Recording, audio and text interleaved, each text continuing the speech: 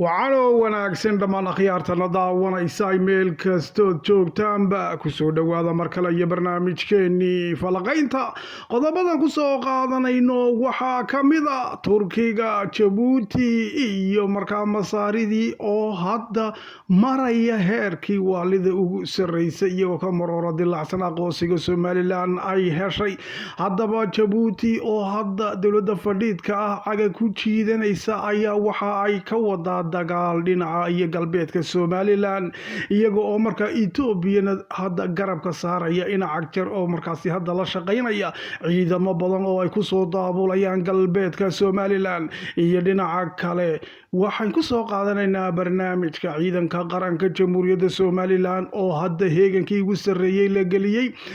hubka ridada dheer ee markaasi madaafiicda oo markaasi hadda tijaabo weyn lagu sameeyay ama dhoolo tuskii ugu weynaa ay markaasi hadda iyo baroobayntii hubka casriga ee Somaliland heshay ayaa hadda la sameeyay taasi oo gebi ahaanba Jabuuti haddii ay joojin weydo rafadkaasi iyo faragelinta ay ku hayso Somaliland amniga khalkhalinteeda ay markaasi ka shalayn doonto. Waxaana hadda jira in ciidankii ugu badnaa ee Somaliland la geeyay galbeedka sidoo kale hubka artilleriga casriga ah oo markaasi kii ugu dambeeyay ee markaa ka soo baxa caalamka oo Somaliland ay asxaabteedu siiyeen ayaa hadda waxa uu yahay mid furimaha hore la geeyay. Jabuuti oo markaasi hadda iyadu isku haysatay inay tahay booska kaliya ee ka taliya geeska Afrika laakiin Somaliland dulqaad badan oo ay sameeysay tan iyo markii heshiiskii MOU-ga Somaliland iyo Ethiopia u dhacay iyo ka horba ina geele oo markaasi faragelin weyn ku hayay Somaliland ayaa hadda waxa uu noqon doonaa mid gacan wax laga wanaajiyo. Waxaana hadda sidoo kale ay jira in gudaha Somaliland la diray ergooyin markaa la sheegay in ay yihiin salaadiin oo markaa hadlay kuwaasi oo salaadiinta beesha barjacla ah oo markaasi sheegay in iyagu ay dhexdhexaadinayaan ugaaska Ciise iyo ugaaska Gadarbuusi oo markaasi ah labada nin ee markaasi kala hogaaminaya labada beelood ee hadda la sheegay inay ku dagaalamayaan markaasi galbeedka Somaliland. Haddaba dadka reer Somaliland ayaa si weyn uga cadhooday arrinka laftarkiisa oo sheegay in ninka ugaaska Ciise ah diri dhabo uu ka soo duulay oo halkaasi uu duulimaadka ka soo qaaday Somaliland saadarteed nimankaasi salaadiin shalay hadlay ayaa lagu tilmaamay in aanay markaasi hab qarannimo iyo markaasi qadiyada Somaliland khusaysa aanay markaasi garta u qaadin dagaalka ka dhanka qarannimada Somaliland ee ninka diri dhabo fadhiya ku soo qaadayo ay markaasi hadda isbarbar dhigayaan nimanka markaa difaacaya dalkooga iyo qarannimadooda Somaliland ee beelaha Gadarbuusi oo markaa hadda in la barbar dhigaba aanay ahayn baa la yidhi. Si kasta ha ahaatee hogaamiyihii ku-xigeenkii Firdhiya ayaa isagana hadda la sheegay inuu kasoo goostay ninkii Firdhiya ahaa oo markaasi hadda isaguna kusoo biirayo Jamhuuriyadda Somaliland. Ku-xigeenka Firdhiya ayaa la sheegay Nairobi inuu joogo halkaasi oo markaa la filayo inuu Hargeysa usoo socdaali doono isaga oo sheegay in wadanka la aqoonsaday Somaliland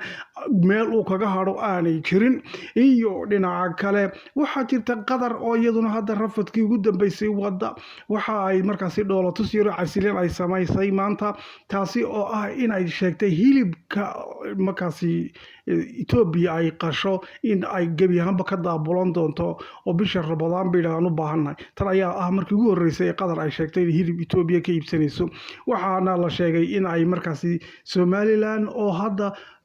xagga Imaaraadka Carabta iyo Israa'iil markaasi u weecatay ay ku yara moogtay istusnimo oo kale taasi oo Qatar markii hore iyadoo Turkigu islaayeen Somaliland gacantaad ku dhigteen ay markaa arkeen inay cilo fadhiyaan dagaalkii rafadkii ugu dambeeyay ayaan hadda ay ku jiraan oo markaasi kolba heeg ayaa u go'ay kolba xarig ayay qabsanayaan oo go'aya baa la yidhi nimankaasi naflacaaridka ah ee aqoonsiga Somaliland diidan. qodobo kale ayaan kusoo qaadanayna barnaamijka ku soo dhawaada. waagaagan ku bilowno barnaamijka galbeedka Somaliland ayaa shuqayn iyo markaasi xasilooni darro inay ka abuuraan ay doonayaan horjoogaha Jabuuti in geele iyo markaasi hogaamiyaha hadda cimrigiisu sii gaabanaya isagana dowladda fadhiidka ee Soomaaliya Xasan Sheekh kuwaasi oo markaa ciidamo jabhad ah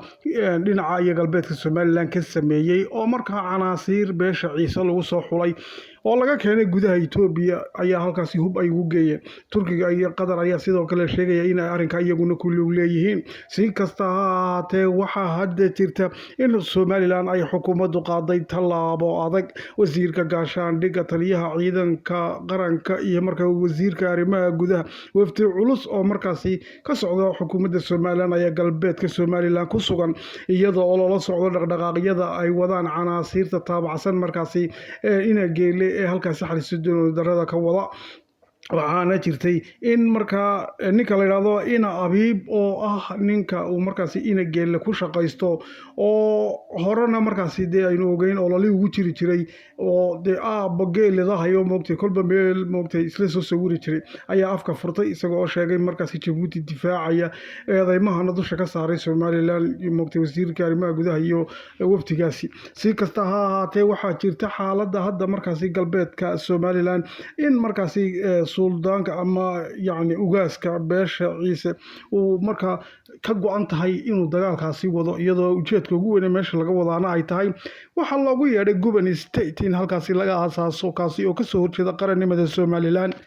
sidoo kalena ay ognahay in buuggii markaasi markii hore marmarsiyaha ay ku sameynayeen islaayeen xeer ciise la dhahday saylac baan ku qabanayna ay ku qornayd in saylac iyo aagaasi ay ka tirsan yihiin Soomaaliya. sidoo kale maapka ay sawirteen ciise ayaa waxa uu markaasi ahaa in ay ilaa iyo Bulaxaar ilaa iyo saylac ilaa duleedka markaasi awdal ay markaa maapka ku darsadeen oo ku sheegeen dhul iyagu ay leeyihiin. taasi ayaa waxa hadda ay keentay in ay markaasi dadka reer Somaliland ee markaasi iyaguna beelaha galbeedka dega beelaha Gadarbusi ay markaa ka hor yimaadeen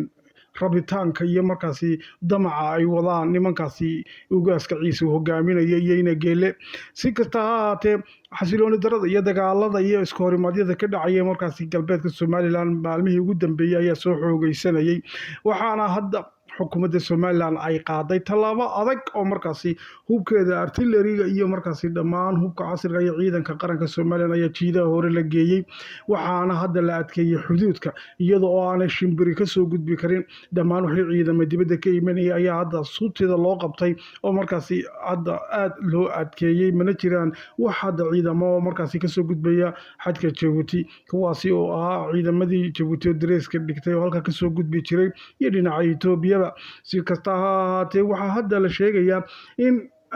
maalin dhaweytoole ama shalayba aan idhaahdo salaadiinta beelaha Barjecel ay hadleen oo yidhaahdeen waxaan dhexdhexaadinaynaa markaasi labada ugaas ee beelaha Gadarbusi iyo Ciise. dadka reer Somaliland ayaa naqdiyey arrinkaasi kuna tilmaamay gar inay tahay ninka markaa qarannimada Somaliland diidan ee markaa kasoo duulay Itoobiya gunteeda diridhaba kasoo duulay oo ugaaska Ciise ee ku doodaya markaasi inuu markaa